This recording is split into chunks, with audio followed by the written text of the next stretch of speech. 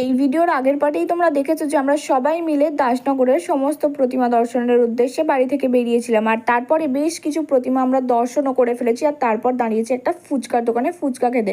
পেট পুড়ে ফুচকা খেয়ে আমরা আবার হাঁটা শুরু করে দিলাম। রাস্তায় একটা ফুলের দোকান পড়লো, ফুলগুলো বেশ সুন্দর লাগছিল। তারপর ভাবলাম যাওয়ার পথে নয় আসার পথে নেব, কারণ এই গরমে যদি ভিড় ভাট্টায় ফুলটা নষ্ট হয়ে যায় সেটা ভেবে। তো যাই হোক, আমরা আরও একটি প্যান্ডেলে ঢুকে পড়েছি। আর এই প্যান্ডেলের থিম হচ্ছে মানুষ যে এখনকার দিনে গাছপালা কেটে বাড়িঘর বানাচ্ছে, তো আমাদেরকে সেই ব্যাপারে পরিবেশ ব্যাপারে আর কি সচেতন করতে চাইছে। এই প্যান্ডেলটা থেকে বেরিয়েই দেখি বেশ বড়সড় একটা মেলা বসেছে। তো সেই মেলা থেকে আমরা সবাই মিলে খেলাম পাপড়ি চাট আর তারপরে খেলাম আইসক্রিম। এখনো পর্যন্ত আমরা অনেকগুলোই ঠাকুর দেখে ফেলেছি, আর কতগুলো দেখেছি সেটা কিন্তু তোমাদেরকেই কমেন্ট করে জানাতে হবে।